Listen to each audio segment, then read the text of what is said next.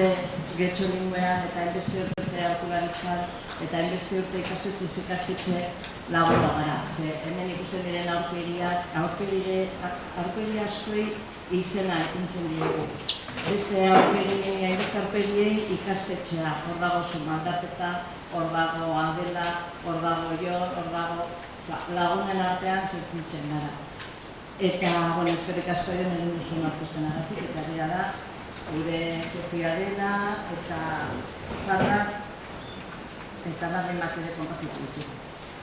Ezin duzu sinestuko hurrengoa, informatikarekin arazoa daukagu.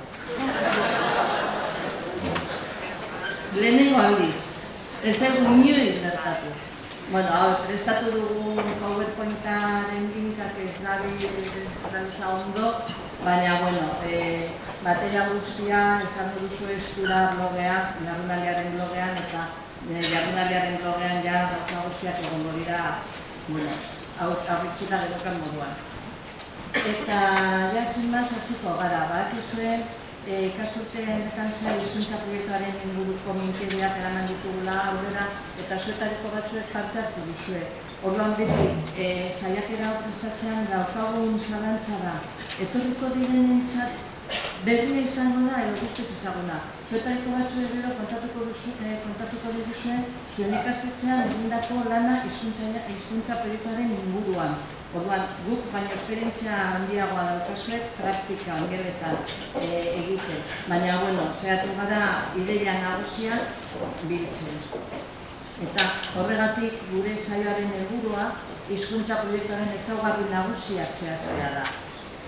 Eta ezaugarriak zehazteko atal hauek beriztu ditugu, definizioa, zergatik eta zertarako, zentzuren ezaugarriak, edukiak, eremuak, faseak, eta zer dugu horri guztiari egiteko zer da ditugun, eskora ditugun laguntzak, edo baliabideak. Eta, Arantzak hizkuntza proiektua epatu du Ziberrin markoan, ez? Eta definizioa denok dakigu zer den hizkuntza proiektua eta denok oinarriko ezaugarriak konpartitu behar ditugu. Ziberri 2020an esaten da hizkuntza proiektu dokumentu bat dela, eta dokumentu honetan hizkuntzen inguruko erabakiak bildu behar dira. Erabakiak metodologikoak, hizkuntzen erabilera, hizkuntzen erakaskuntzarena. Ziberri 2020an dagoen definizioa ez da berria guretzat, aspalditik antzeko definizioa manilatu dugu. Baina LOCE eta LONCE eta LOEN ere dokumentu hori aipatzen zen, eta honen inguruan abiatu gara. Gero ja urtez urte aberazten da kontzeptua, baina oinarrizko kontzeptua mantentzen da. Dokumentua non gure ikastetxearen erabakiak biltzen dira. Eta hainbat urte daramago hizkuntza proiektuaren inguruan hitz egiten, hainbat urte daramago hizkuntzak irakasten eta erabiltzen eskoletan, eta oraindik zalantzan dago zergatik eta zertarako egin behar dugu hizkuntza proiektu hori zitotan, hizkuntza proiektu bari aurrera joan gara. Eta gure ikasleak hizkuntza proiektu bari elebidunak dira, eta haietariko asko elenitzak dira ere, eta hizkuntza dakizkite. Zertarako egin behar dugu hizkuntza proiektua. Begira, demagun hau klaustro bat dela, ez? Ziurazki, klaustro honetan, klaustro fiktizio honetan, edo klaustro simulatu honetan, denok, badaude ideia batzuk, besteak beste, eta igual ez dugu kabera egingo zer, nahiko gabil beti, demoraldetik, baina nik aldetzen ezaten badizute. Ados aurrete baiztaten hauekin, gurasoekin egiten diren bileretan eta ikastetxetik kanpoko jardueretan hizkuntza irizpideak zehaztuta eduki beharko genituzke. Ados aurrete guztio. Igual baten bat ez dago ados, baina igual ez da osatzen ezaten. Bada ez bada ez. Eta hurrengoa bai ikastetxekan irakasle batzuek arlo kurrikular bat ingeles irakatzen nahi dute, beste hizkuntzen kaltetan izango da. Igual baten batek pensatzen du kaltetan izango da, eta gehiene pensatzen dute, edo sinisten dute oso abelargarria izango dela. Horrelako gauza eztabaidatzen dira klaustroetan. Edo naturzientzietako irakasleak ikaslei argudiatzen irakatsi behar die. Ados zaudete? Bueno, gu bai, ze gu guztiok hizkuntza irakasle gara eta badakigu zer garrantzitsua den naturzientzietan argudiatzen, azalpen testuak ondo lantzen, baina naturzientziako irakasleek bai onartuko dute, bai estapen hau, ezagute, tambien, laborategira osasuntzuak izan, ez dakiz zer egin, eta baita ere argudiatzen, ni ez. Edo hizkuntza irakasleek aukera eduki behar dute norberaren iritziz egokienaren metodologia erabiltzeko. Ez? Demagun Marina eta Adela elkarrekin daudela ikastetxean. Ez? Eta Marina euskara irakaslea, Adela gaztelania irakaslea. Bakoitza naduena, kada maestiotik zubilio, zergatik ez. Bere iritziz, ez dira akordetara heldu behar, ez gara akordetara heldu behar, arloko irakaslekin, ez gara akordetara behar, irakasle guztiak atzerriko hizkuntza sartzen denean arlo bat ingeles ez emateko zergatik da onuragarria eta zer egin behar dugu guztion onura izateko akordioetara heldu behar gara ze. Arantza komentatu duen moduan, denon lana da hizkuntza proiektua aurrera eramatea, ikastetxe komunitatearen lana. Orduan, ikastetxetan hizkuntzen inguruan hartzen diren erabaki guztiak erakoherentziak hartzeko eta ikastetxea zuhaitz bat izateko modukoa ez, eta ez lore solpeak eta arramak eta gauza handik eta hemendik eta koherentea izateko horretarako behar dugu hizkuntza proiektua. Gure esperientzia ikasturte honetan hizkuntza proiektu koordinatzaileekin lan egiten, zuetariko batzuekin lan egiten, oso aberatzen da zentzu honetan ze berera ikusten dira ikastetxetan daudela zalantza, kezka, beldurra, eta beldurrak ekiteko akordioetara heldu behar gara eta guztiok elkarrekin behar. Ja, dagokienez ezagutzen dituzue hizkuntza proiektuaren ezaugarriak gehienak. Guk eskola izango dituzue hemen biltzen dira hainbat ezaugarri, funtsezkoak direnak, bigarren mailakoak edo, baina bakarrik aukeratu ditugu, saio horreko honetan, aukeratu ditugu lau ezaugarri guretzat garrantzitsuenak direnak. Lehenengoa da, hizkuntza proiektua ez da dokumentu solte. Ikasturte honetan bultzatu da hainbat ikastetxetan hizkuntza proiektuaren garapena. Eta hizkuntza proiektua eskolako edo ikastetxearen marko orokorra da, aterpea. Orduan, hizkuntza proiektua ere hezkuntza proiektuarekin lotu behar da, hizkuntza proiektuaren pean egon behar da. Ez da dokumentu solte izan behar ez da beste mailakoak eta gainera ezin dira kontrakoak, batak besteari kontrakoan. Dokumentu oso lotuak egon behar dira, baina markoa beti, ez dugu astu behar, markoa hezkuntza proiektua, hezkuntza proiektuaren gainpean. Hau, denok dakizue, begira, gure Euskal Herri hau oso desberdina da, ez da uniformea. Hemen, etorri zarete, izparazte kola irakasleek, eskola txiki bat, Gernika inguruan kokatuta. Etorriko zarete, Lakuakoek, Lakoa hizkuntzako ikastetxea Gasteizen kokatuta. Etorriko zarete ere, hainbeste irakasle, hainbeste ikastetxe desberdinak, egoera desberdinak, baina ez dira ikastetxea bakarri desberdinak direnak. Gure egoera soziolinguistika ere oso desberdina da. Gure elebitasun desorekatuta honetan bizi gara eta hizkuntzen egoeraren arabera erabaki desberdinak hartu behar ditugu. Eta hori dakizue, eta gauza bera lan egitea ez dakit giro erdaldun batean edo giro euskaldun batean edo etorkin asko daudenean eta kanpotarrak diren hizkuntza oso anitzak direnean ez dakita baditugu hizkuntzak igual ikasleen ama hizkuntzak oso desberdinak dira eta oso anitzak. Testuinguru soziolinguistikoa da eskolakoa, zein herrikoa ere kontuan izan behar da. Eta testuingurua ari lotuta ez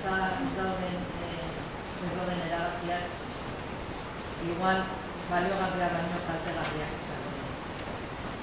Gero, eta hau zuek irakasleek oso ondo dakizue izan da urtean zehar egin behar dituzuen eta egin behar dituzuen hainbat dokumentuak eta harrera plana, normalizazio plana, kurikulum proiektua, programazioa, hobekuntza plana, hainbeste dokumentuetan hizkuntzen inguruen erabakiak hartzen dituzue, eta dokumentu guztien arteko lotura izan behar da. Hizkuntza proiektua ere, honen gainean edo hizkuntza proiektutik ateratzen diren irizpideak hemen ikusi behar dira edo islatu behar dira, baina denon arteko lotura.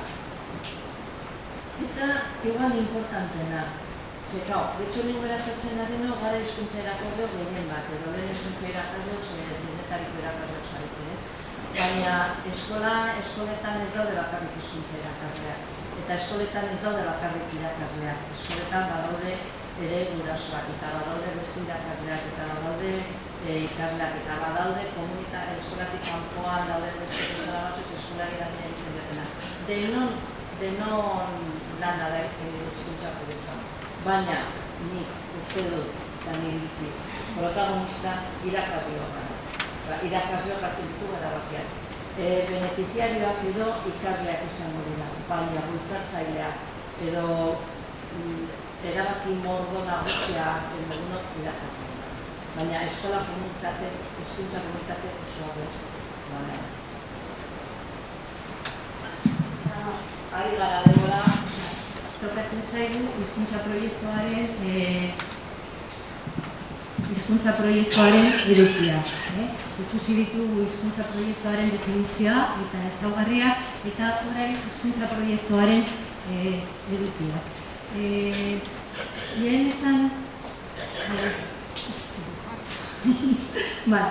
esan dugun bezala, hizkuntza proiektua hausnarketa prozesua da eta lan prozesua da, baina dokumento bat ere bada. Eta dokumento egiterakoan beti pensatzen dugu, dokumento honen egitura zein nolakoa izango da, zer sartuko ditugu dokumento honetan, zer eduki sartuko ditugu dokumento honetan.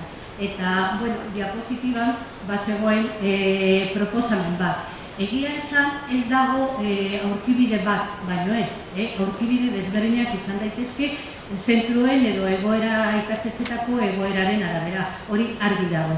Baina, aipatu da, sailak eskatutakoa egiten ari dela hizkuntza proiektu egiteko gida bat. Eta orduan gida honetan, hipotesi moduan edo proposamen moduan aurkezten da egitura bat edo aurkibide bat. Aurkibide honetan lau atal dira nagusiak. Lehenengo eta behin daukagu sarrera. Lehenengo biak dira pizka bat deskriptiboak nolabait izateko.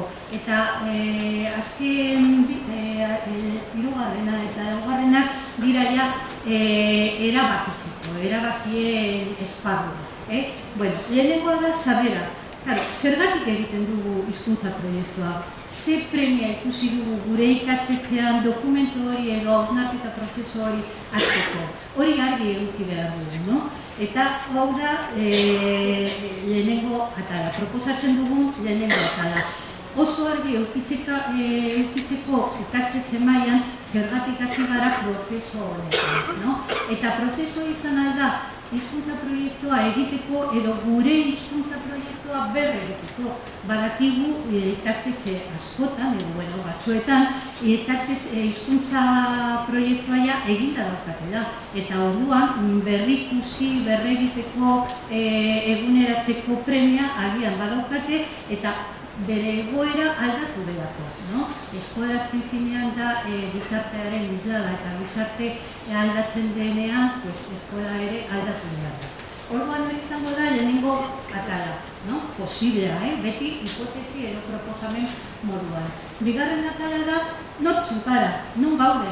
Gure egoera aztertu behar dugu, porque ezagutzen ez badugu zein da gure egoera, ezin dugu aurrera joan, edo, joango gara, baina ez dakigu oso ondo nondik gabiatu eta nora ailegatzeko.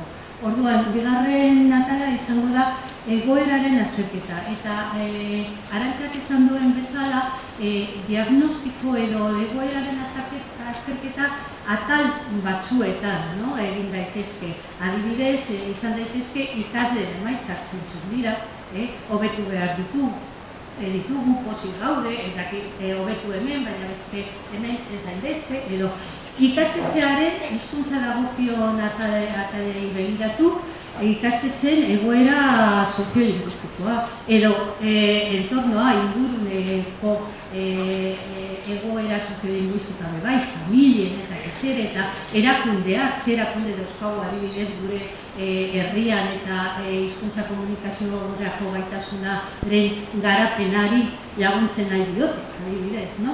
Orduan da, bueno, atal edo esparru asko dauzkagu gure egoera aztertzeko. Gero ikastetxe bakoitzak erabakiko du batez ere zeintzuk izango diren fokuak eta besteak pizta bat uzteko. Hirugarren atala da zer nahi dugu. Bideri bari ez doa senyora. Orduan, gure egoera baina aztertu eta gero zer egin nahi dugu, noraino, noraino ailegatu nahi dugu. Orduan da helburuak, eta helburuak bebai, helburu desberdinak eta mota desberdinetakoak izan nahi dira. Eta laugarrena dira jarduteko proposamenak. Eta egia esan guretzat hau da hizkuntza proiektu dokumentuaren atal importanteena. Da zergatik markatzen duena zer egin nahi dugu, zer egingo dugu. Zeintzuk izango dira atazak, garatuko ditugun atazak, gure hizkuntza proiektuaren izlatuko ditugun atazak, eta ikastetxean egingo ditugu atazak. Eta,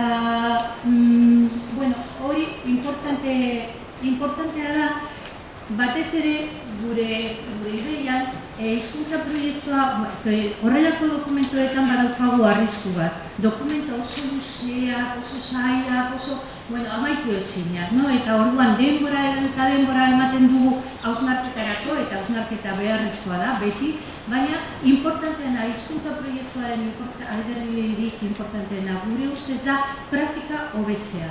Eta orduan, hausnartu bai, erabaki bai, helburuak dokumentu idatzi bai, baina gero gelara, ikastetxera, praktikak aldatzeko.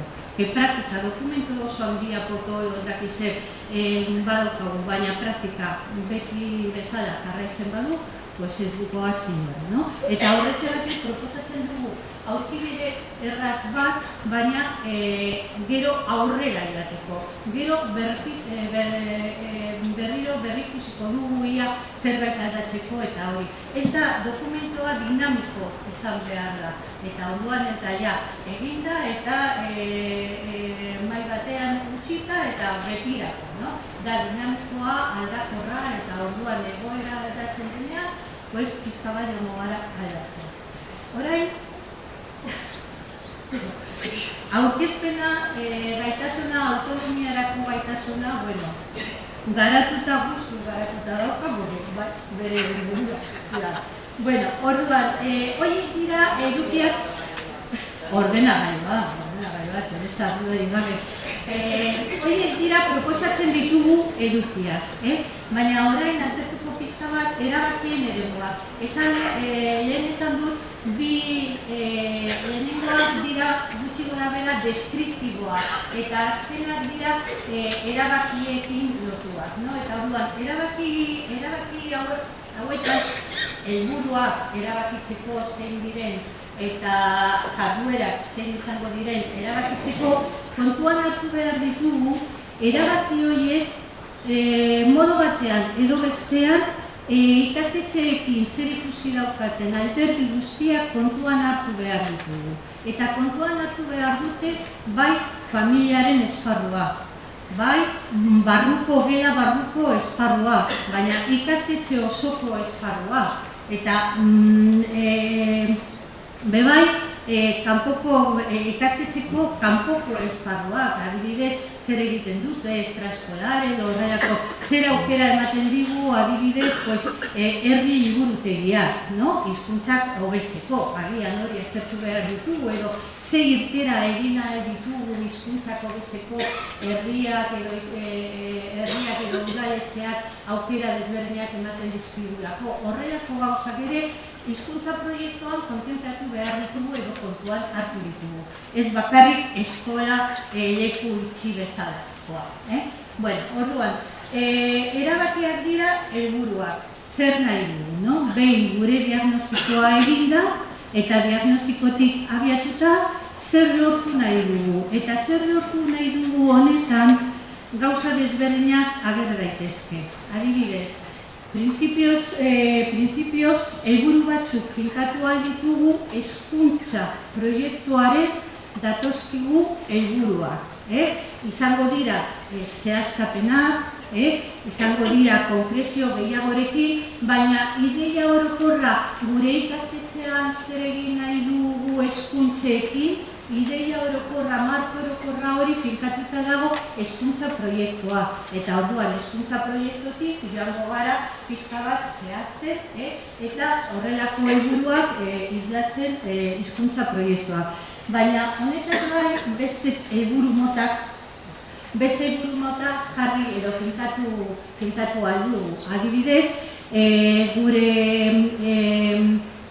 proposamen elebiduna, zer egin nahi dugu elebitasunarekin gure ikastetxean, ze irakasgai atzerriko hizkuntzak eman nahi ditugu edo ze mailetan, nola egingo dugu honen jarraipena,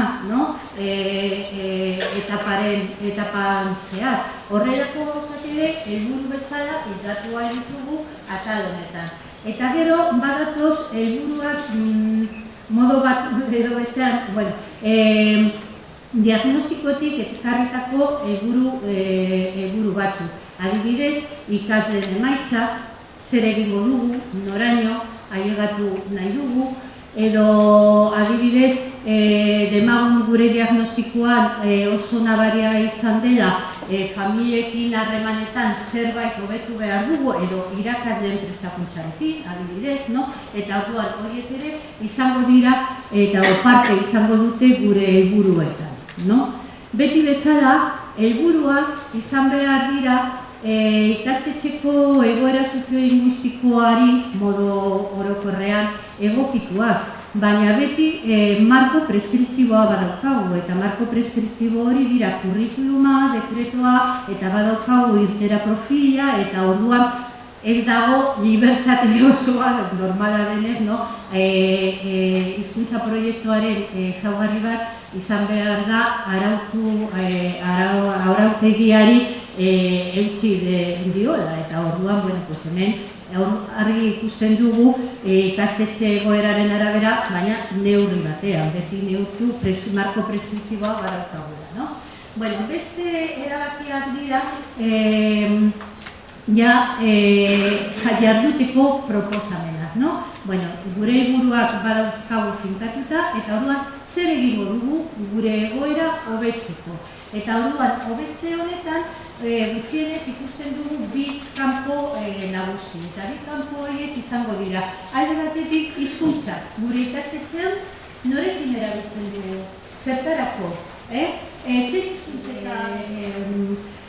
Ze hizkuntzetan aritzen gara familiekin edo patioan, eta hemen badaukagu erabaki edo jarduteko multzo bat, eta denak ezin dugu hartuko, bestela, zinezkoa sortatuko zait gutxienez, familiekin, klaustroan, patioan, zer egiten dugu, paisaia, hizkuntza paisaia, zer erabaki hartu ditugu honen arabera, eta honen gainean, edo. Eta gero beste esparrua eta oso potentea eta oso eraginkorra izan behar dela da nola irakasten ditugu hizkuntzak eta nola proposatzen ikasleei hizkuntzak ikastea. Hori da agian importanteena guretzat. Eta orduan sartzen gara esparru didaktiko metodologikoan. Eta esparru didaktiko metodologiko honetan berriro bi maila desberdinak dauzkagu. Alde batetik, hizkuntzakoak ez diren arloetan zer egiten da? Eta zuetariko askok, segurazki, horrelako erabakiak edo hausnarketaia egin dituzue hobekuntza planetan garatzerakoan, gure gainean dauzkagu hizkuntza komunikaziorako gaitasuna, eta orduan hori denon lana da, eta orduan zer egiten dugu adibidez ikastetxean irakurketarekin. Arlo guztietan proposatzen dira irakurketa tasa, eta zeintzu, eta nolakoak diren. Eta akordioak balotzeko badauzkagu edo ahozko hizkuntza. Horrelako gauzak beti izan dira ikastetxeeko kezkak edo ronkak edo, baina biltzen baditugu hori dokumento batean eta angeratzen dira ebaluatzeko eta ikusteko eta berrikusteko asko hobeto eta hor da hizkuntza proiektuaren helburu bat edo finalitate bat. Eta gero, azkenik hizkuntza arloetan. Nola egiten dugu? Bakoitzak bere modura, badauzkagu hori programazio integratua, hemen, noski, hizkuntzen HTV-ri lotuta daude proposamen guztiak, hizkuntza berdinak dira, bere funtsean berdinak dira, eta orduan modu antzekoak edo koherenteak, batez ere koherenteak irakatsi behar dugu eta tratatu behar dugu. Eta orduan programazioa adostu, ebaluatzeko tresnak, ebaluatzeko irizpideak, edukien sekuentziazioa, proiektuen sekuentziazioa, edo hemen dauzkagu erabaki asko hartzekoak eta kontuan hartzekoak. Ikusten duzuenez, arrapala batean gabiltza. Bai, 14 benetan uri hasteko dalako, eta egia esateko, azalpen 10 denbora gehitxo daukagu duan. Bai Marimarrek, bai Teresa eta zaldutako horri guzti horri eusteko, bai, hizkuntza proiektuak pase batzuk ditu. Proiektua dan ezkero, luzarora begirako ikastetxeko planteamentua behar dugu. Eta proiektu horretan, atalak ditugu. Eta atal horietatik modu linealean pasatuko gara batzuetan, eta beste batzuetan atzera aurrera ibiliko gara. Esan dizue, komentatu dizue lehen Teresa, Murphyren legea bete-betean,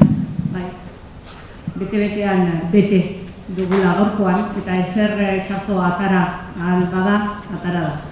Orduan, nire ataleko diapositiba hauetan lotuta genituen guk prestakuntzan eta hizkuntza proiektuari begira garatu ditugun material bat. Baina, faseak. Batiz be, lehenengo hau esanguratsua da, lehenengo diapositiba hau, faseetan eta hizkuntza proiektuan zer ikusten dugu. Lana, lan prozesua. Hasiera batean objektibo bat izan genuen jarrita, lan konplexua, baina konplexutasun hori kendu egin nahi dugu. Zer garatzen? Ikastetxe bakoitzak bere hurrengo aztua. Barkatu, lan prozesu horretan atal batzu ditugu, eta lehenbizikoa da proiektua den ezkero eta proiektu estrategikoa den ezkero, ikastetxe osoari eragin behar dion proiektua den ezkero, planifikatu egin behar dugu. Eta planifikazio horretan, hezkuntza komunitateko kide guztiek egitekoa dute, baina hor planifikazio horretan ikusten dugu badagoela bultzatzaile garrantzitsu bat, zuzendaritza batzordea eta arekin batera, hizkuntza proiektuaren arduraduna, baina bakarrik eta biluzik ezin da egon arduraduna. Zer behar du? Hizkuntza proiektuaren batzordearen laguntza, erabakiak bideratzen laguntzeko. Hau diapositiba gure prestakuntzetan erabili dugu eta irudi hori ikusten duten bakoitzean irakasleak txikildu egiten dira ikusten dutelako, eta hau batez be koordinatzaileak. Baina erakutsi nahi izan duguna horrekin, zera izan da, ez? Ikastetxe osoaren planifikazioa eskatzen duela. Eta hor bultzatzaile dugula zuzendaritza. Eta hor badagoela koordinatzaile bat, eta hezkuntza komunitate osora zabaltzeko. Jarretu, Teresa. Faseak. Faseak aipatuko dizkizuet hortizik abiatu dut. Eta hor bost fase ikusten ditugu. Bata, planifikazioa, aurre planifikazioa, gero klaustrokideen sentsibilizazioa. Zenbait lekutan denbora asko eman diote hori. Komunitateak, klaustroak, zuok, gure gaurko klaustroak. Erabat, konbentzituta ez pasaudete. Zuek ikusten espaldin baduzue behar izanak, porrotera doa proiektua. Papelutza izango da, papera betetza ondorra zabaldako. Orduan, sentsibilizazioaren garrantzia azpimarratu nahi dugu, eta sentsibilizaziorako tresna batzuk garatu ditugu. Tresna batzuk, klaustrukide guzti aukera emateko, beraiek hitz egin dezaten, eta ikus dezaten, ze premiazkoa duten, edo zenbaterainoko lehentasuna duen hizkuntza proiektuak hemen ikastetxean. Klaustroa sentsibilizatuta dugula, diagnostikatu dugu ikastetxean. Hau da, datuak behar ditugu, baina datu objektiboak eta datu subjektiboak ere bai.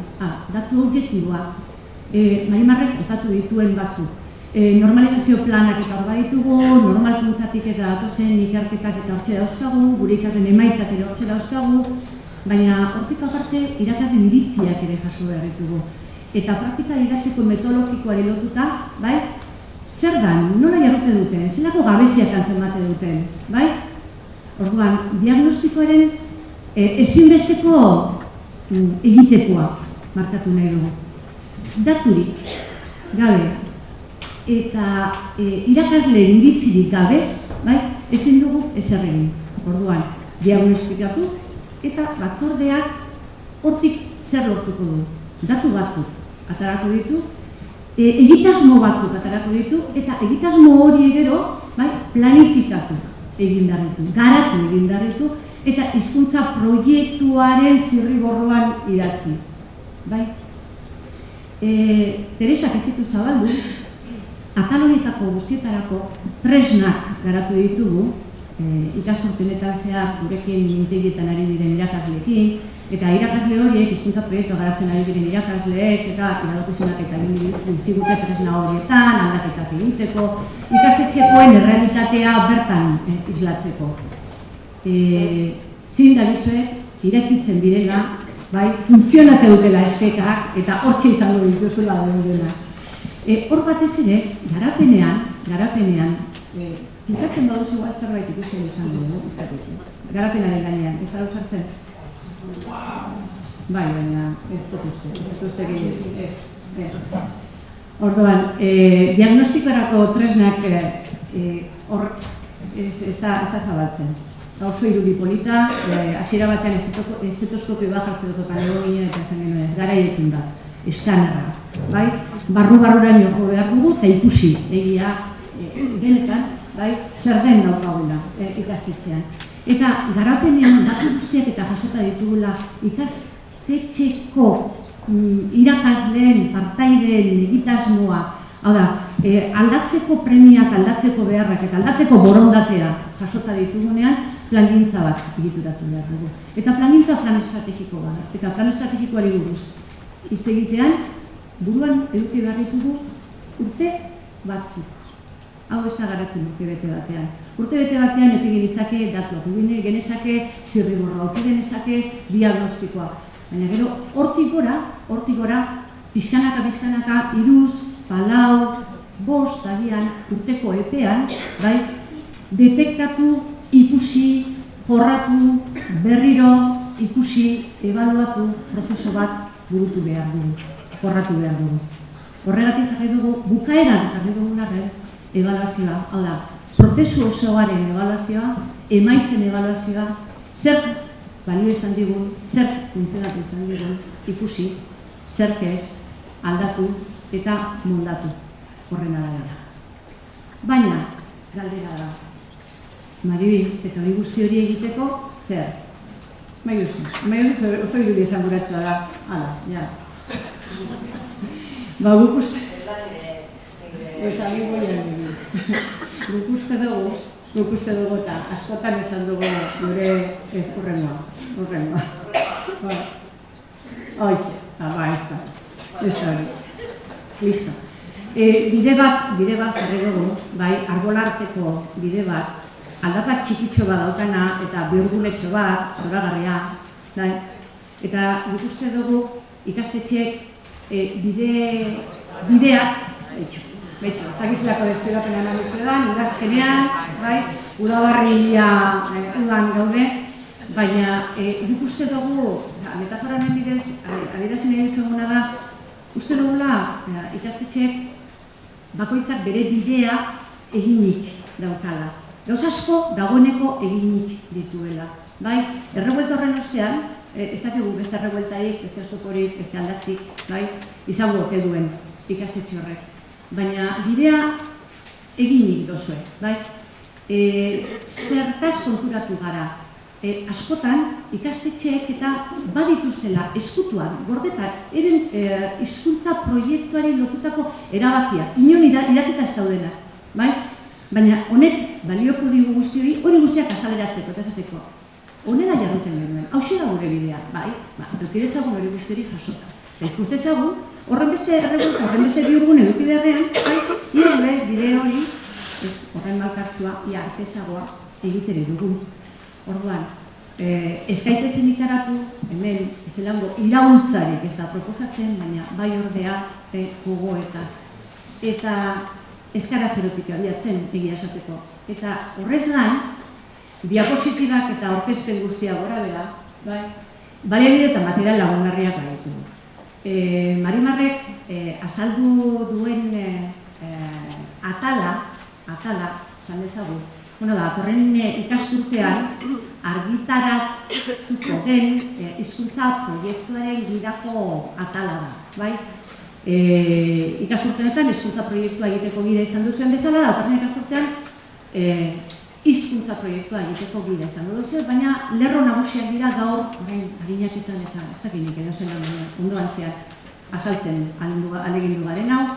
Gero, gure kide guztien laguntza duzu, berritzegunetan, eta ikasturte honetan hasita gurekin batera mintegian aritu diren ikastetxe guztiekin jorratu dugun planteamentua dago zitez gune batean, ikusgai, eskuragarri, zabalik, hizkuntza proiektua garatzeko tresna, planteamentua, ikastetxeko baliabideak dituzu hor. Beraz, bide egin dugu, zerotik ez gara bidatzen, laguntza badugu, eta, lehen uste eta aipatu dudala, edo aipatu ez badut, haintxe esango dut.